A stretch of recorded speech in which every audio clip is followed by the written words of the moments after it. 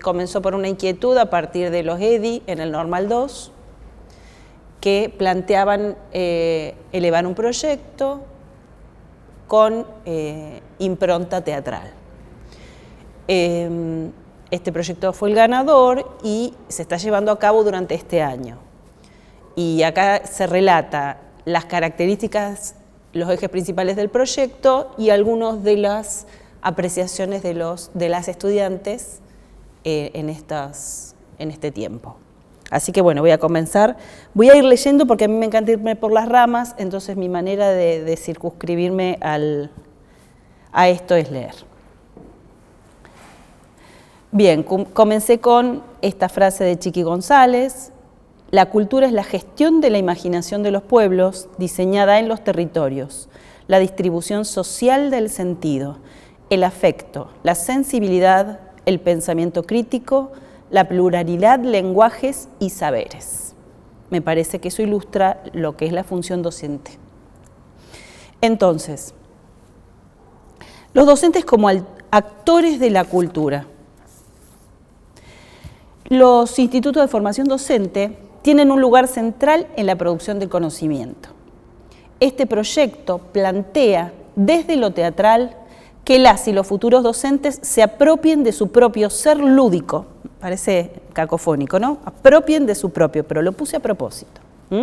Ser lúdico a través de distintos abordajes que le permitan incorporar en la praxis su ser cuerpo, en lo individual y lo grupal, en un ser con otros y otras, desde su ser cultural singular. Las estrategias planteadas desde la improvisación en seres cuerpos prestos para la acción permitirán a las y los docentes una permeabilidad sensorial, una actitud porosa hacia las demandas del otro en la tarea. Proponen además recuperar su ser creativo a partir de propuestas disparadoras secuenciadas. Se concibe y se sostiene esta postura desde y hacia una práctica emancipadora que concibe al juego como transformador y desde ese lugar encarna su sentido político. La desarticulación de las posturas áulicas del deber ser, lo correcto y lo prolijo, en general limitan y encarcelan los emergentes que por temor las y los estudiantes no expresan. Desde este espacio sostenemos que es en la etapa de formación en donde se debe capitalizar y resignificar el concepto de error, ser conscientes de que la realidad está sostenida por incoherencias, contradicciones y conflictos. Por esa razón, en este espacio se buscará generar estrategias para estimular el surgimiento de la curiosidad, el asombro, la sorpresa y por supuesto sostener la inquietud. Sostener la inquietud es el título del libro de Aldo Prico, que habla sobre las estrategias de mostración, las estrategias de seducción del espectador, que aunque nos parezca que no tienen nada que ver, son muy útiles en la formación docente, porque se utiliza la retórica y la retórica escénica. Entonces, se concibe a la y el estudiante desde un absoluto respeto y valoración de su singularidad, que aporta y enriquece sosteniendo a la diversidad como valor fundante, repensando y reflexionando sobre la alteridad y no el lugar del poder del docente en el aula, ya que el grupo como cuerpo no implica lo homogéneo, sino sobre todo lo horizontal de lo diverso a partir de su inclusión. Ser cuerpo que habilita y es parte de la escena didáctica en tanto espacio que privilegia lo lúdico grupal como estrategia de enseñanza y valora su invaluable influencia en el aprendizaje. El docente es coordinador y crea el espacio didáctico como escena que se construye, dando lugar e incorporando los emergentes singulares como factores que se comunican en una dialéctica en la que se conjugan todos los elementos y actores, entre comillas, de la escena. El docente no es ni puramente director, ni espectador, ni histrión, este famoso prototipo del histrión, del que entretiene, sino que es todos y uno. Y es uno con sus estudiantes en un grupo concebido como cuerpo. Esa es su dimensión social. Está en movimiento y en renovación constante.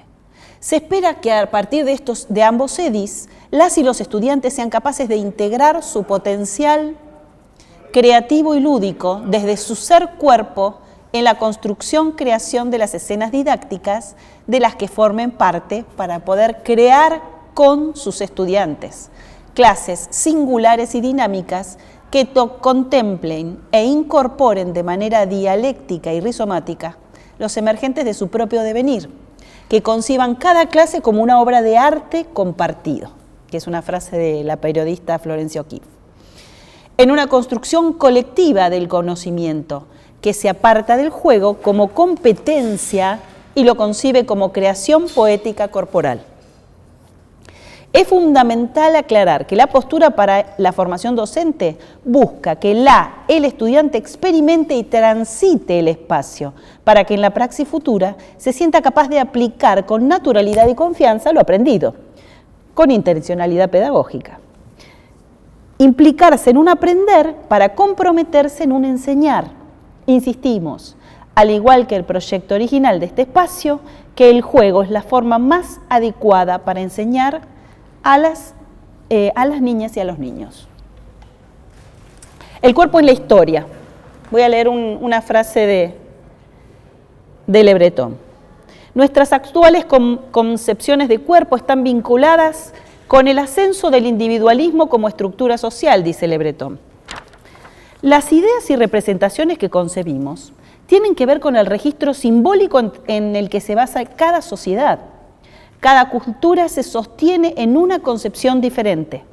La nuestra, occidental y cristiana, nos lleva sin mediación ante la famosa dicotomía cuerpo-alma, que sustenta el tipo de educación que hemos tenido durante siglos, cuerpos sentados y cabezas de pie, como dice maestro Jorge Inés. David Le Breton explica también al respecto que el cuerpo se hace consciente hoy solo en momentos de crisis. Y dice, voy a citar, en la familiaridad del sujeto con la simbolización de los propios compromisos corporales durante la vida cotidiana, el cuerpo se borra, desaparece del campo de la conciencia, diluido en el cuasi automatismo de los rituales diarios, dice.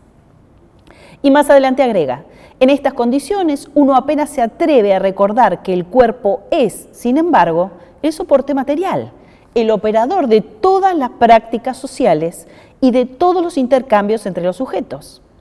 Posteriormente agrega que se dejó de concebir al ser humano como parte integrante de un todo que es la naturaleza. Lamentablemente, tenemos una sociedad con una concepción individualista, como ya dijimos, individualista del cuerpo en el sentido de la ausencia de la vida comunitaria, que viene acentuándose a través de los siglos.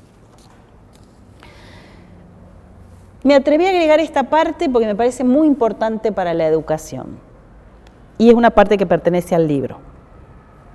Cuerpo y espacio, arbitrariedad del espacio y tiempos escolares. Sigo leyendo a Le Breton, que está citando a Simmel en este momento, y dice, la preocupación moderna en nuestra humanidad sentada es un inductor incansable de imaginario y prácticas. Los espacios escolares tienen que ver con el concepto de la modernidad, la importancia de una educación homogeneizadora, normalizadora, ya lo sabemos. Como mencionan los autores Milstein y Méndez, las relaciones en la escuela están ordenadas temporal y espacialmente. La incorporación de la escuela es la incorporación de un espacio simbólico. Estos cuerpos en quietud deben someterse a la tiranía de la mente, al predominio de la razón, deben disciplinarse. Miradas disciplinadas, cuerpos sentados, como dice Foucault. La disciplina fabrica, dice él, fabrica cuerpos sometidos y ejercitados, cuerpos dóciles, una anatomía política. Un cuerpo dócil, un cuerpo que puede ser sometido, perfeccionado. La fuerza del cuerpo en términos de utilidad, disciplinas, dice Foucault en 2014. De la misma manera, el texto es en 2014. De la misma manera que la propuesta anterior para estos espacios de definición institucional 1 y 2, este EDI, ¿no? Esta adaptación se tomarán como ejes formación lúdica y grupal, la puesta en escena del rol docente, el diseño de propuestas didácticas desde una perspectiva lúdico-teatral. Este proyecto también contempla la articulación con los espacios curriculares de didáctica 1 y 2, taller de práctica y sobre todo con los saberes adquiridos de movimiento cuerpo 1 y 2, a través de una propuesta que los resignifique, justamente. Bien, una etapa fundamental del aprendizaje será la instancia de metacognición. ¿Estoy bien con las diapositivas? Me parece que no. Me adelanté. Bueno, entonces la habrán visto en la anterior. Con una etapa de la entonces, una etapa fundamental del aprendizaje será la instancia de metacognición, en la que los estudiantes podrán interrogarse sobre su propia práctica y tránsito. La pregunta será una herramienta técnica de indagación permanente. No solo nos referimos a la verbalización, sino a la interrogación al propio cuerpo, a la provocación como disparador de posibilidades de exploración y de transformación-creación. Después, si quieren, amplío esto de interrogar al propio cuerpo. En EDI 1 se conservó el nombre del espacio anterior que tenía la docente que era especialista en juego. El título de la materia es el mismo, lo que se cambia es el punto de vista. En lugar de ser lo lúdico grupal, es lo lúdico grupal desde lo teatral. Es distinta la perspectiva, pero se conserva el nombre de ambos EDI. En el 1, que se llama Formación Pedagógica Lúdico-Grupal, el cuerpo en escena, me permito citar, como siempre me gusta citar a la gente que sabe, a Merleau-Ponty, que dice: toda técnica es técnica del cuerpo, simboliza y amplía la estructura metafísica de nuestra carne. Está citada en Calmels. Daniel Calmels es un autor que sigo mucho, un experto en motricidad, es un psicoanalista, y lo sigo mucho porque nos da muchas herramientas a los docentes que trabajamos con infancias. Él y Esteban Levin. El juego corporal, dice Calmels, agrega, no es totalmente predecible y no intenta fijar el cuerpo en una determinada manera de hacer. Nos posicionamos entonces desde el lugar de la valoración de lo lúdico como constitutivo del ser humano y de la importancia de la recuperación de esa pulsión lúdica que todos poseemos, en una praxis que permita que las y los estudiantes de magisterio incorporen, entre comillas, hagan cuerpo a esa necesidad de juego que los constituyó en su infancia. Proponemos un modelo de compromiso vincular desde la emancipación corporal como trampolín y como metodología que viene y debe quedarse como constitutiva del ser docente. Pareciera que en las aulas escolares la atenuación del cuerpo es una necesidad para el logro de algunos aprendizajes. Vuelvo a citar a Calmels, ¿no? Vamos con el hacer, lo lúdico. Ahora sí, esta es la diapositiva, ya estaba readelantada. Bueno, si bien la tecnología se ha convertido en un gran soporte para la comunicación y la información, el ser humano está alienado en las pantallas, despersonalizado. El hombre se está deshumanizando. Es necesario que vuelva a conectarse con la naturaleza, con su naturaleza principalmente. No es ninguna novedad reconocer que la actividad lúdica es estructurante en la infancia. Sin embargo, desafortunadamente, se va abandonando este juego a fuerza de imposiciones regladas, que queda claramente en descubierto, por ejemplo, cuando vos le decís a un estudiante o se le dice a un estudiante que no presta atención, está jugando. Como si se condenara esa necesidad natural de juego. Los autores que tomamos como referencia en este proyecto, que son Kac, Algaba, Burgos, Levin, Eynes, Mantovani, Porstein, Sarlé, Trozo, San Pedro y Vega, entre otros, y con quienes adherimos, afirman que es vital recuperar y afianzar la necesidad de recurrir al juego por innumerables razones que tienen que ver con la constitución subjetiva y la vida en comunidad. Seguimos con Calmels, que explica que el juego del niño con el adulto coincide en la función corporizante y la función lúdica. Las acciones lúdicas o prelúdicas, denominadas juegos de crianza, son vehículo de tramitación de los temores y los impulsos agresivos a través de la dramatización y dinamizan la trama vincular, aquí citando a Winnicott, que dice: para dominar lo que está fuera es preciso hacer cosas, no solo pensar o desear, y hacer cosas lleva tiempo, jugar es hacer. Estos juegos de crianza, en el cual citamos a Chalmers también, dan nacimiento al juego corporal, que según este autor, sintetiza su postura. Hablando de Gómez Bianchi y Cohen. En los primeros vínculos lúdicos con sus adultos significativos se construye la matriz lúdica corporal. Esta constituye y está constituida dialécticamente por la herencia lúdico-cultural que es donada y transformada en el acto de jugar. ¿Por qué me detengo en esto de jugar? ¿Por qué me detengo en esto del juego como subjetivante? ¿Y por qué me detengo en los juegos de crianza? Porque estos SEDI son para nivel inicial. Entonces, la formación docente en nivel inicial tiene que sostener el valor de lo lúdico en todo el trayecto de su formación, para que su didáctica esté atravesada por lo lúdico. Entonces, como agrega posteriormente, jugar es subjetivante y vital, porque también habilita la expresión, la desinhibición, la conciencia de la actividad lúdica y grupal, y es una forma de conocimiento en donde experimentación e imaginación son vehículos de creación individual y colectiva. Sostenemos que para recuperar la actividad lúdica y grupal en la escuela es necesario el espacio teatral. Ya sabemos que a partir del Fordá, de Sigmund Freud, notamos que él descubre el proceso lúdico y es necesario, agrego, que el desplazamiento que hace el niño para jugar y tramitar la angustia es el origen de lo artístico. Esta construcción metafórica y poética es la razón de ser. Esa necesidad del ser humano de correrse de lo que lo angustia, esa necesidad se vehiculiza a través del arte.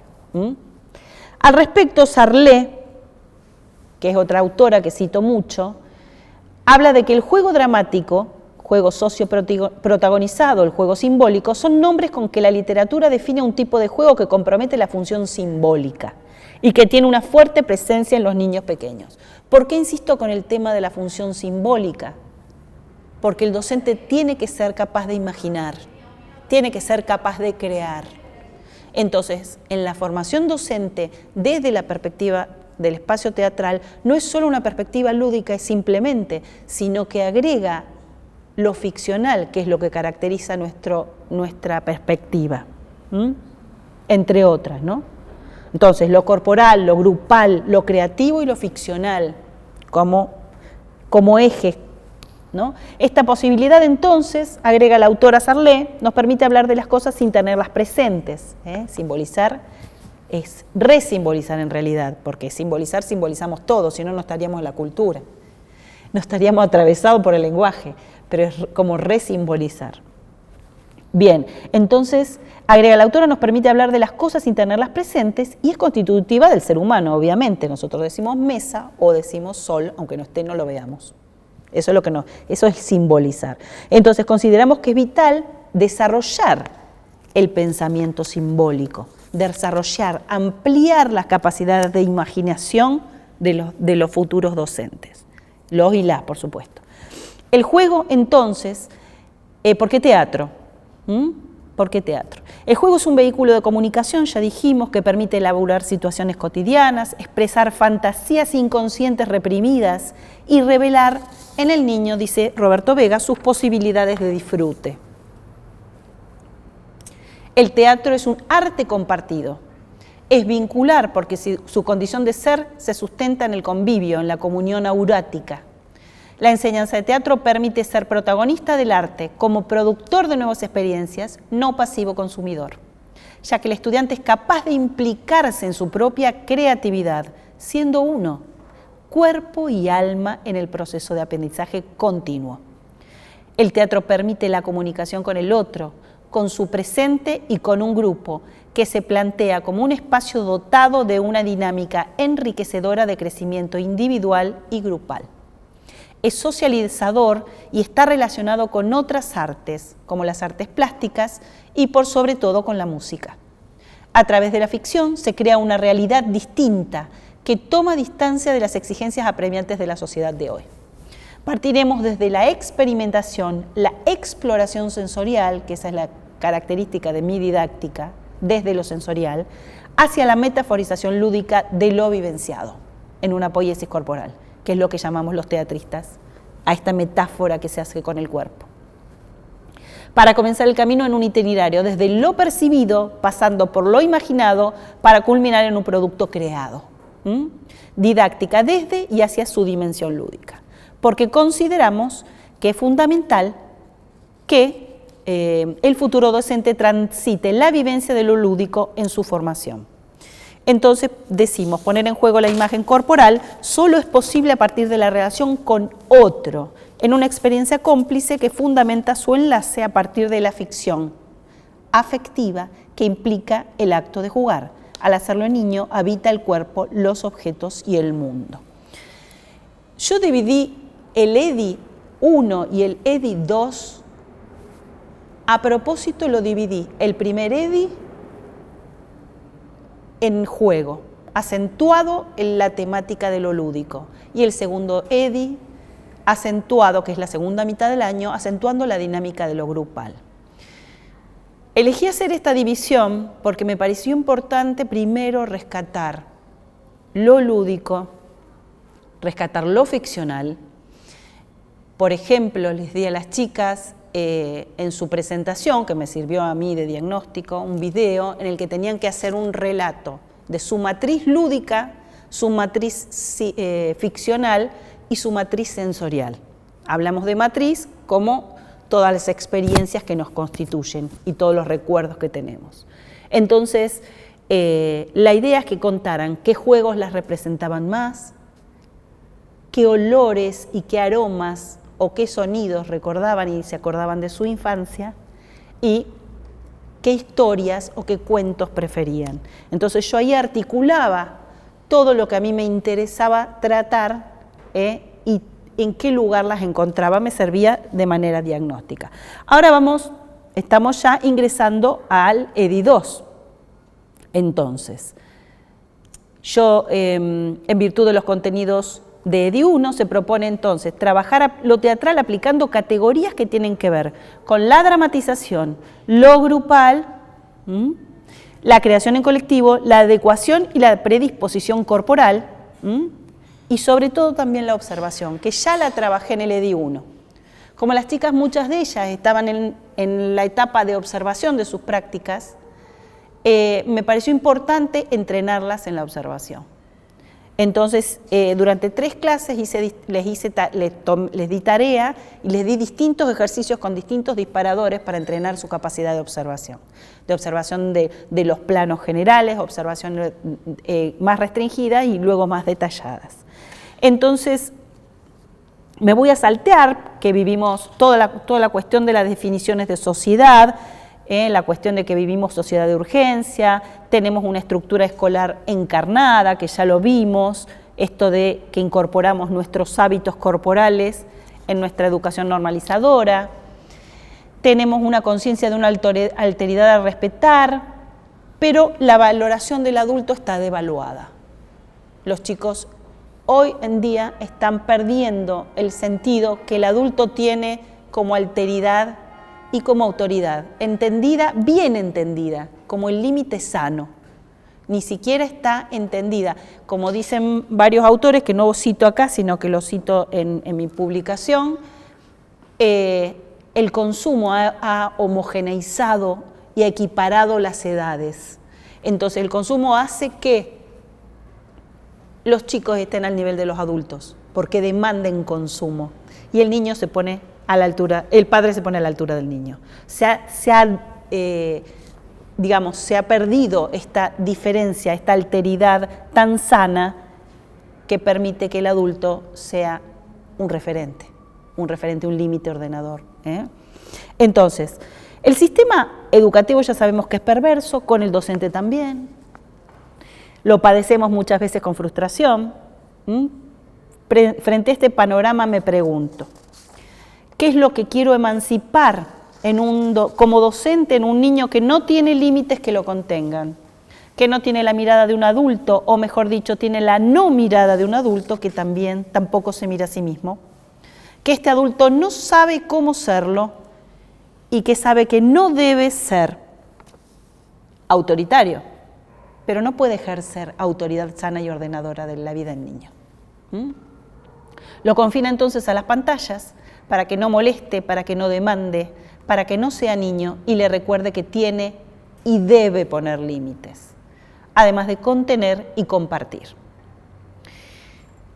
Ver esta relación de los sentidos, voy a citar a Calmel también, dice, mirar se refiere a las ideas, a la imaginación, a los sentimientos. La mirada es más bien una revelación del espíritu. Y ahora me voy a concentrar en el tema de la mirada. La mirada abarca un amplio espectro que comienza desde lo sensorial, del ver, pero que lo que nos convoca acá es la mirada del niño y la mirada hacia el niño. Por eso es importante esto en la formación docente. El objetivo de la sociedad de hoy es no perderse en el camino a la meta, no mirar hacia el otro lado, hacia el foco. Eso en formación de hábitos es fabuloso, pero nos preguntamos, ¿de qué sirve que trate de enseñar a un niño, a estar presente, a focalizarse, si no lo estoy mirando? Si no estoy en actitud de escucha hacia su deseo. La mirada de hoy está de modé. No es mirada que contiene, que aloja, que escucha el deseo del otro. Las infancias de hoy no son miradas. Se controla que no se lastimen, que no se caigan, que no se ensucien, que cumplan, pero no se los mira, no se los considera o se les presta atención. Los niños de hoy son hijos de padres con urgencia por cumplir con los mandatos de manera individual. La supervivencia del más fuerte. Como expresa Liliana González, vale la pena recordar que los chicos nos miran y escuchan para ver cómo es esto de crecer. Si lo que ven son adultos descreídos, agobiados, resignados, indignados, quejosos, insatisfechos, difícilmente puedan constituirse como sujetos deseantes, activos, autónomos y soñadores. Pero me pregunto, en esta carrera, ¿a dónde está mi estudiante y su niñez deseante? La mirada del adulto contiene, ordena, simboliza. Lo dice también Esteban Levin. Lo originario del lazo social acontece en la infancia como condición de la experiencia infantil. El niño solo puede acceder al lenguaje, a la condición simbólica y corporal del pensamiento, al desarrollo psicomotor y a la constitución subjetiva a partir de la relación con los otros, primordiales y semejantes a él. Este niño ve un docente devaluado, subvaluado. Nosotros, ¿miramos a los ojos a nuestros estudiantes? ¿Nos pueden seguir? ¿Son capaces de sostener la mirada? ¿Somos capaces de sostener la mirada?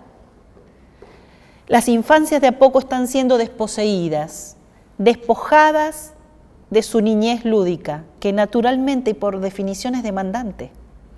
En general no se celebra su niñez y sus demandas muchas veces se viven como agobio.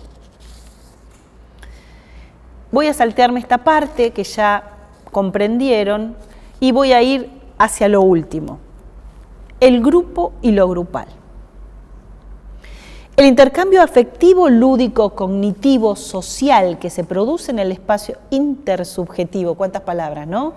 Intersubjetivo y que desarrolla la grupalidad, propicia el surgimiento del nosotros y la construcción conjunta del conocimiento, dicen Cac, Candia y Urcola.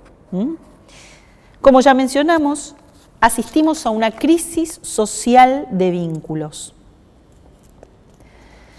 Desde allí sostenemos un compromiso docente con el cambio de paradigma y reiteramos que esa es nuestra política, la del cambio de paradigma.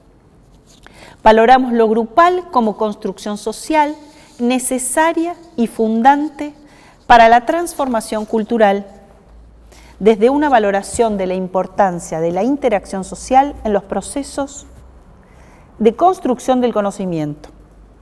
Proponemos incorporar lo lúdico corporal a través del teatro, hacer cuerpo una forma de docencia disruptiva, creativa y lúdica, que transmita la necesidad del placer en cada instancia de la escena didáctica, vista como una forma de arte compartido, como ya hemos mencionado. A partir de las matrices ficcionales relatadas en EDI 1, tomadas como indicador diagnóstico, se ampliará, a partir de estímulos, el banco de datos como basamento para la ficción. ¿A qué me refiero con esto? A que tratando de estimular la sensorialidad y el aporte sensorial de todos los estímulos posibles, vamos a aumentar las posibilidades de imaginación. Aumentamos la posibilidad de combinatoria que tiene y de asociaciones que tiene la imaginación. Entonces, estimular la creatividad, estimular la imaginación de las futuras docentes. Esa sería la idea.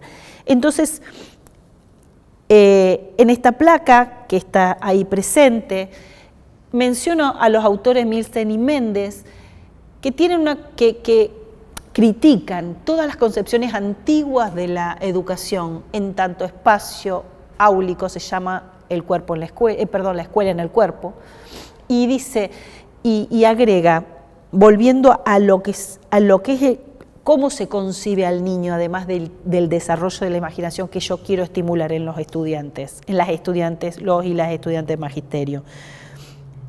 Habla del carácter graduado de la enseñanza, se basa en los jurados de inmadurez a que la educación acompaña y dirige la progresiva salida a la inferioridad. ¿Por qué pongo esto? Desde la superioridad del maestro interviene el trabajo del niño. El concepto de superioridad e inferioridad en el teatro desaparece, porque el docente es coordinador que habilita emergentes. No hay un saber encarnado en el docente, hay un docente que habilita el emergente de conocimiento que se articula en el convivio y en la comunicación con los demás. ¿Estamos? Entonces, ya leí esta frase, ya leí esta cita y seguimos. Espérate que me faltan los últimos, me están faltando las últimas. A ver, me están faltando las últimas diapositivas que tienen que ver con las fotografías que agregué y tienen que ver con, a ver si lo puedo recuperar de aquí, y tienen que ver con las experiencias de las mismas estudiantes, que quería leerles, y podría, si no, leérselas también desde acá. Se las voy a leer porque hasta que encuentre el otro, a ver si es este. Perdón. Sí, mi amor. Sí, preguntá, ya que está. Lo que me quedé pensando en esto de lo que dijiste del docente de teatro, lo último. Sí. ¿Por qué lo dijiste de esa manera?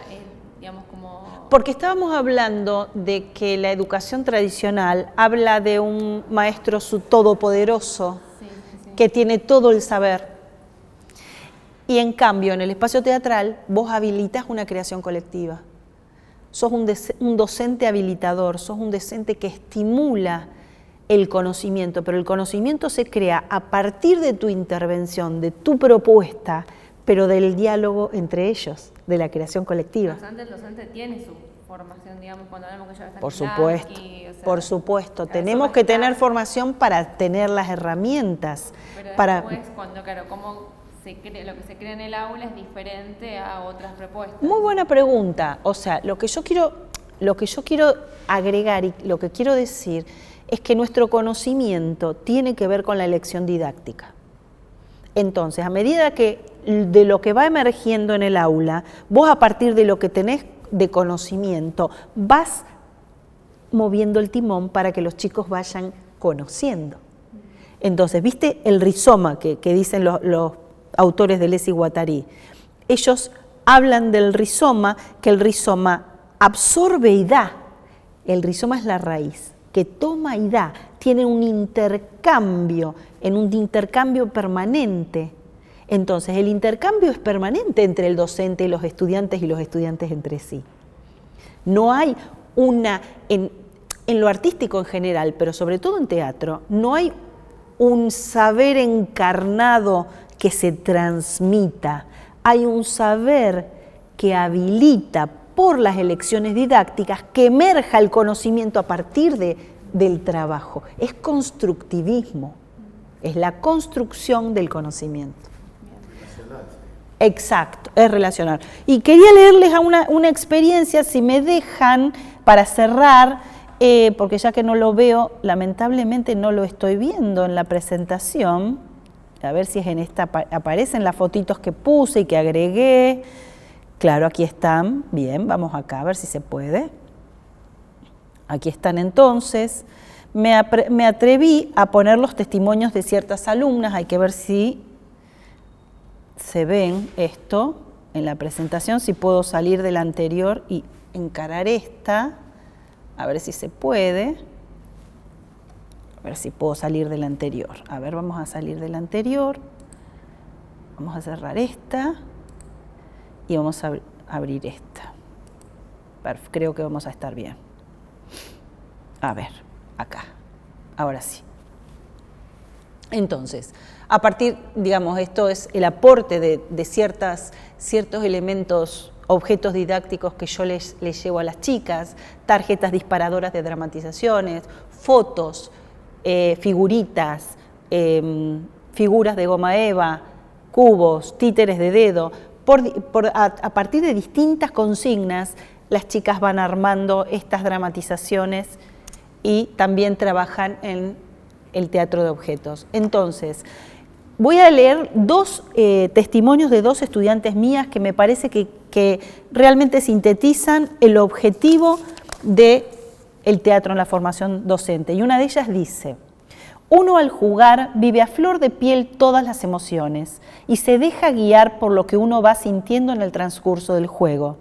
Al leer los archivos, un fragmento explicaba la función de un animador en una escena grupal, donde la persona debe sensibilizar, motivar y animar. Y eso en las clases se vio. El llegar con una actitud tan enérgica y divertida, poniendo música acorde para cada situación. El saber leer las emociones de cada alumno, saber en qué momentos hablar e intervenir, hace que la clase se potencie y tenga ganas de aprender. Y la última alumna que cito, son muchas, muy lindas las respuestas en las interrogantes de metacognición. Y en estas dicen, y con esto termino, en estas dicen: en las clases solo me limité a jugar, a expresarme, a volver a pasar por todas esas emociones, por esos movimientos, por la creatividad de crear historias disparatadas, de sentirme que nuevamente estaba en teatro realizando una pequeña escena sola. Sentí que volvía a jugar y pensaba que cuán importante es volver a pasar por todo eso. Yo hasta lo vi necesario, porque ¿cómo podré enseñar a jugar a un niño si primeramente no juego yo? ¿O cómo puedo enseñar a jugar a un niño desde un recuerdo alejado de las emociones que me atravesaban? Sí, para mí esta experiencia se volvió significativa. Cuánto más para un niño que su mundo exterior e interior están en constante relación. Bueno, muchas gracias, así que estoy muy abierta a las preguntas, si quieren.